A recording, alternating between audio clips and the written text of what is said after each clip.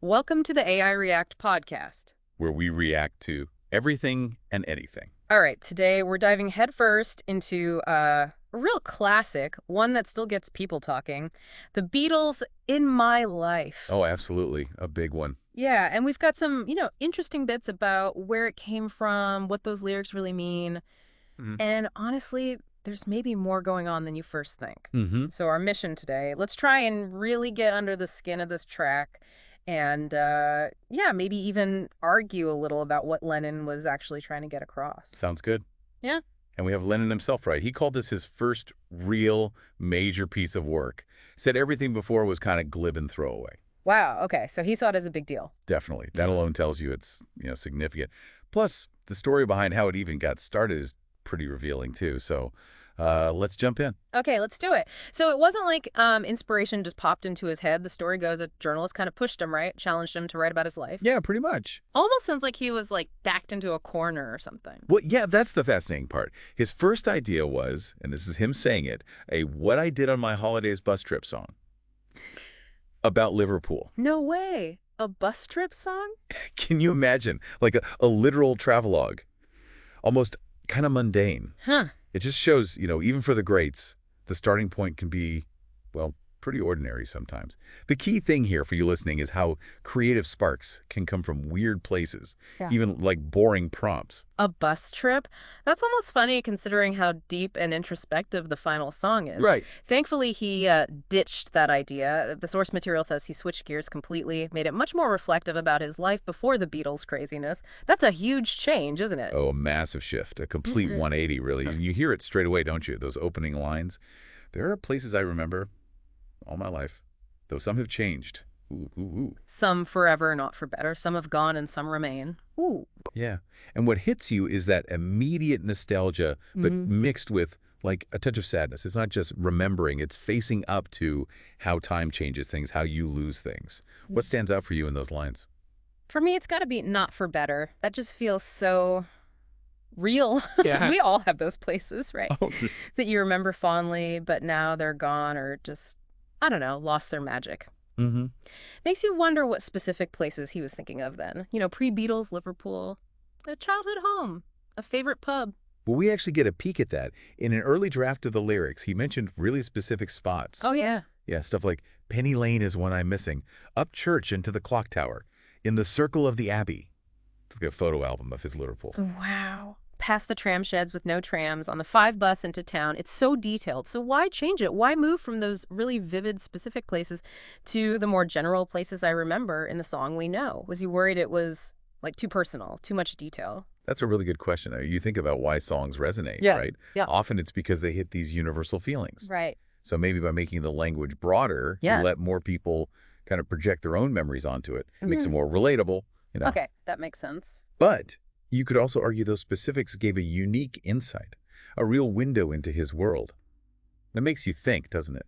Does making something more general always make it better, more impactful? Or do you lose something? Yeah. Food for thought. Okay, let's look at the bridge. All these places had their moments. With lovers and friends I still can recall. Some are dead and some are living. In my life, I've loved them all. That's a few. Pretty direct. Loss, love, all in there. It is powerful, isn't it? That contrast, dead and living, side by side in the context of people you cared about. It's incredibly moving. Yeah. It speaks of how connections last, like beyond whether someone's physically here. And that last line, in my life, I've loved them all. It feels so accepting, so Yeah. reflective. But then the second verse kind of throws a curveball, I think. But of all these friends and lovers, there is no one compares with you. Ooh, ooh, ooh. And these memories lose their meaning. When I think of love as something new, this part always felt a bit, I don't know, contradictory to me. Does this new love suddenly make all those past people and places less important? Does it make the memories lose their meaning? I'm not sure I agree with that. That's a fair point. It's definitely a place where people disagree. You could read it as, diminishing the past. Right. But maybe think about it this way. Perhaps it's not erasing the past, but more like a massive shift in perspective. Maybe this new love is so strong, so transformative, that it changes how he sees those old memories. It doesn't negate them, but puts them in a different light. Like the intensity of the present love just colors everything. What do you think? Okay, I can kind of see that. Like, the present becomes the new reference point, the benchmark against which everything else is measured. Yeah, okay. Now we have to talk about that sound, the harpsichord solo. It's so distinctive. Totally iconic. Yeah. And here's a cool bit of trivia for you listening. Yeah. It wasn't actually a harpsichord. Get out! Really? Yeah. Our sources say it was George Martin playing an electric piano, but then they sped the tape up in the studio. Wow. So that whole unique sound is studio trickery. Exactly. Yeah. It's a perfect example of how experimenting in the studio can create something totally unique and memorable. Makes you wonder, doesn't it? How different would the song feel with just a normal piano sound? Oh, completely different. It gives it that, like, slightly old world Baroque feeling, almost whimsical, which really contrasts with the heavy lyrics sometimes. Hmm. Now, there's also that whole thing, Genius mentions it, about Paul McCartney's contribution. Like, how much did he actually write? Lennon always said it was mostly him. But McCartney claims he chipped in quite a bit on the final lyrics. Yeah.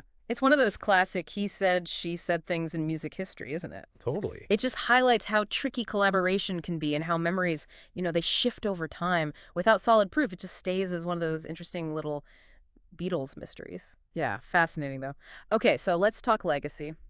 Why does this song still hit so hard? It's always on those greatest songs lists. Rolling Stone had it at 23. And Mojo Magazine called it the best song ever back in 2000. Right. So what is it? What's the secret to it sticking around and meaning so much to people? Well, I think fundamentally it's the raw honesty, the emotion, Absolutely. and those themes, memory, love, losing people, time passings, they're universal, aren't they? Yeah, totally. Every single person listening can relate to those feelings on some level. Mm. Even though it started as Lennon's personal reflection, it taps into something deeply human for all of us. Plus, the melody is simple, but just so effective. And those unique sounds like the sped up piano, they give it this timeless feel. And all the covers. So many people have sung it. Exactly. That speaks volumes about its impact, its staying power in music. It really does stand up, doesn't it? It's a song you can go back to again and again and find something new, or it hits you differently depending on where you are in life. Makes you think about your own places, I remember. Precisely. Your own friends and lovers living and, well, yeah. It's a powerful reminder that even a song that started almost as homework, from that journalist's challenge, Right. can turn into something incredibly profound and lasting. Well, that's probably about all the time we have for this deep dive into In My Life. Been great, really unpacking it, digging into the lyrics and the backstory. Yeah, definitely. Yeah. It really makes you think about that line between writing something deeply personal and hitting something everyone connects with, a real balancing act. And as always, please hit the like button and subscribe to the channel. The podcast sponsors in the description below, so go and check them out. Thanks.